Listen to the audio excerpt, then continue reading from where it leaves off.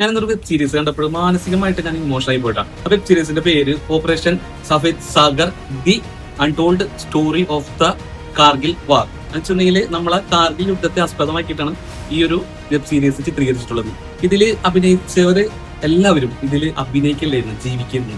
കാരണം നമ്മൾ കാർഗിൽ യുദ്ധത്തെ പറ്റി കേട്ടിട്ടുണ്ടെങ്കിലും ആ യുദ്ധം ജയിക്കാൻ വേണ്ടിയിട്ട് നമ്മുടെ ഇന്ത്യൻ സൈനികർ എത്രത്തോളം ബുദ്ധിമുട്ടിയിട്ടുണ്ട് എന്നുള്ളത് വളരെ നല്ല രീതിയിൽ വ്യക്തമായിട്ടും മനസ്സിലാക്കുന്ന രീതിയിലാണ് ഈ വെബ് സീരീസ് ചിത്രീകരിച്ചിട്ടുള്ളത്.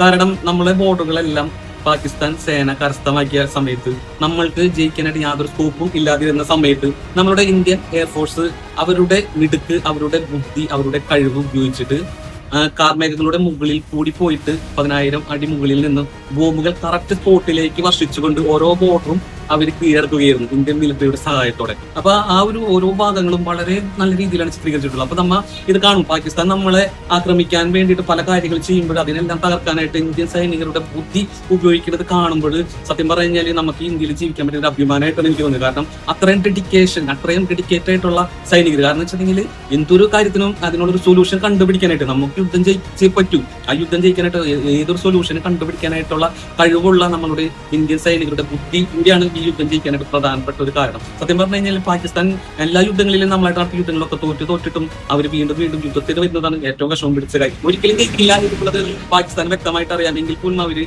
നമ്മളുടെ സ്ഥലങ്ങൾ കയ്യേറാൻ വേണ്ടി വന്നുകൊണ്ടിരിക്കും. പക്ഷെ അവർ ഒരിക്കലും ജയിക്കാൻ പോകുന്നില്ല. കാരണം ഇന്ത്യയിലുള്ള എല്ലാ ആൾക്കാരും ഏതൊരു യുദ്ധത്തിനും ഒരുമിച്ച് നിന്നിട്ടുള്ള ആൾക്കാരാണ്. നമ്മൾ ഇന്ത്യനും നേരിടാനായിട്ട്, നമ്മുടെ രാജ്യത്തിന്റെ ആപത്തിന് മേൽ നേരിടാനായിട്ട് കഴിവും ഉറപ്പുള്ള ആൾക്കാരാണ് നമ്മുടെ ഇന്ത്യയിലുള്ള ജനങ്ങളും അതോടൊപ്പം നമ്മുടെ സൈനികരും. അപ്പൊ ഈ സൈനികരും ഈ ജനങ്ങളും ഒത്തൊരുമിച്ചിട്ടുണ്ടെങ്കിൽ നമ്മളെ തോൽപ്പിക്കാനായിട്ട് ഒരു രാജ്യത്തിന് കഴിയില്ല എന്നുള്ളതാണ് വാസ്തവം. സോ അതിൽ ഈ വെബ് സീരീസ് ഒന്ന് കണ്ടു നോക്കാം. കാരണം അത്ര നല്ലൊരു വെബ് സീരീസ് ആണ്.